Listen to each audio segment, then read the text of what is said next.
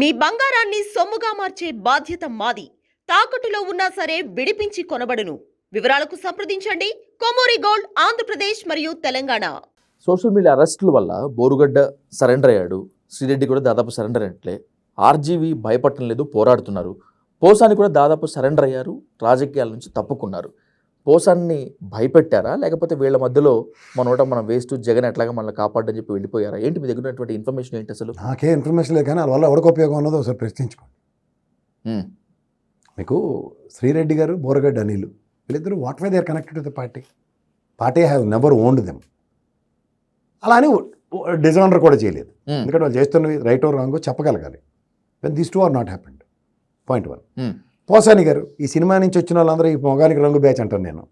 దేనికి వీళ్ళ వల్ల ఏం ఉపయోగం అండి? ఏం తెలుసు వాళ్ళకి ఏం తెలుసు మీరు చెప్పండి నాకు. ఇది వీళ్ళ వల్ల ఒక నియోజకవర్గంకి ఎమ్మెల్యే అయిపోయారు, లేకపోతే ఇది అయిపోయారు అంటే, రామానాయుడు గారు ఉన్నారు గతంలో, చక్కగా నియోజకవర్గంలో ఆయన చేయవలసిన పనులు ఆల్రెడీ ముందు నుంచి చేసుకున్నారు. దాన్ని కృష్ణ గారు ఎంపీ అయ్యారు, ఆయన కూడా ఆయన బురిపాలెంకి ఆయన నియోజకవర్గంలో ఏం చేయాలో అవి చేసుకున్నారు, అయిపోయింది.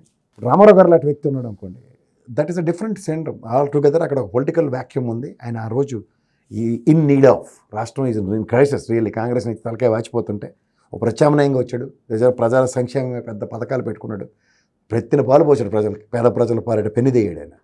అలాంటి క్రైసిస్ ఉన్నప్పుడు మీరు చెప్పండి. తదనంతరం వచ్చిన చిరంజీవి గారు మిజరబుల్ ఫెయిల్యూర్. ఇప్పుడు పవన్ కళ్యాణ్ గారు ఏముంది, గతంలో చంద్రబాబు నాయుడు, చిరంజీవి గారు క్యాబినెట్ మినిస్టర్ అక్కడ సెంట్రల్ అయ్యారు, ఇప్పుడు ఇక్కడ రాష్ట్రంలో క్యాబినెట్ హోదా కలిగిన మినిస్టర్ అయ్యారు. వీళ్ళ వల్ల మీరు నెక్స్ట్ లెవెల్ ఆఫ్ వండర్స్ జరుగుతాయని ఏమైనా చెప్పండి నాకు చూద్దాం. అంత వ్యాక్యూమ్ కూడా లేదు కదా. సినిమాటిక్గా 4 చేయడానికి బాగుంటాయి సార్, మొదట్లో బాగుంటుంది, కానీ వీళ్ళ వల్ల శాశ్వతం. అసలు రజనీకాంత్ గారు రాజకీయాలు చూసాం, అక్కడ ఆయన ముందే కాడెత్తేసాడు. అక్కడ కమల్ హాసన్ అయితే ఆయన అసలు కన్సిడర్ చేయలేదు, జస్ట్ లైక్ పవన్ కళ్యాణ్ గారిని 2019లో ట్రీట్ చేసినట్టు.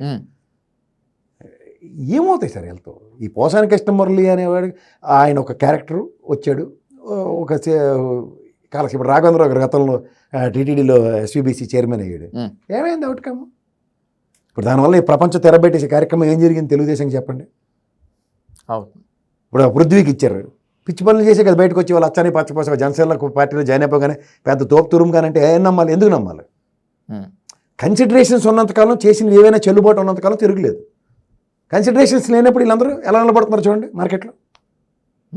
భయమో, లేదంటే చేతకందనో, లేదంటే నా వల్ల కావట్లేదని పారిపోవడం ఏదో జరుగుతుంది, అంతే కదా. ఇంకంతకని ఇంకా కొత్తగా ఏం జరిగిపోతుంది వైవిధ్యభరితంగా చెప్పండి. పార్టీలో ఓన్ చేసుకున్న వాళ్ళు, డిజోన్ చేసిన వాళ్ళు అప్పుడు ఓన్ చేసుకోలేదు, ఇప్పుడు డిజోన్ చేసుకున్నా నష్టమేం లేదన్నట్టుగానే ఉన్నారు. శ్రీరెడ్డి గారిది కానీ అవుతారు, బోరగడ్డ అనిల్ కానీ నిస్సహాయ స్థితే కదా.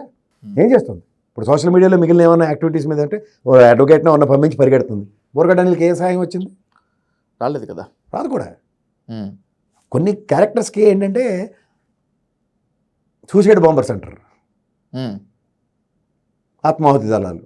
ఎవరో పంపించినగా వాళ్ళకి వాళ్ళు చేసుకునేవా, ఎవరో పంపించినవా? ఇప్పుడు మనం తెలంగాణలో మన శ్రీకాంతాచారి ఉన్నాడు, ఆయన ఆత్మార్పణంతో రాష్ట్రానికి పునాదులు పడ్డాయి ఎగ్జాంపుల్. అవును, కానీ ఆయన ప్రొవోక్ చేసింది ఎవరు ఏమన్నది చర్చ కాదండి. ఆయన ఆ సిచ్యువేషన్ డిమాండ్ చేసింది అన్నదే ఆయనకి మనం ఇవాళ శాశ్వతంగా మన గుండెల్లో ఉన్నాడు. ఇప్పుడు ఈయన ఆత్మాహుతి దళం వైఎస్ఆర్సీపీకి శాశ్వతంగా ఉండడానికి ఏమైనా చేశానని చెప్పమానండి? అది కానప్పుడు దేనికి అంటున్నాను.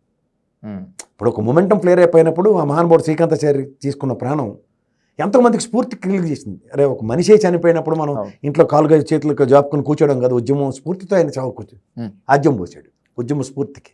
ఇక్కడ నువ్వు ఉద్యమం లేదా వైఎస్ఆర్సీపీ అధికారంలోకి రావడానికి నేను ఒక సమిధిని అవుతాను అన్నట్టుగా ప్రయత్నం కాదు కదా. పనికిమాల సేదరం అనవసరం నోరు పారేసుకొని వీళ్ళు లేదు వాళ్ళు లేదు ఎవడు పడితే అని తిట్టుకుంటా కాలక్షేపం చేస్తే ఏమవుతుంది?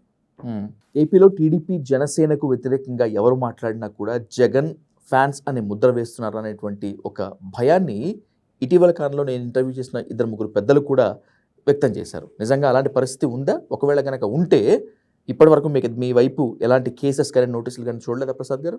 దేనికి నాకెందుకు ఇస్తారు? 20 కోట్ల పోలరాలు మనం ఏం చేసామని ఇస్తారు? నాకు భావ ప్రకటన స్వేచ్ఛ, వాక్స్వాతంత్రం రెండో మహానుభావుడు ప్రసాదించాడు. రాజ్యాంగం నాకు ఇచ్చిన హక్కు.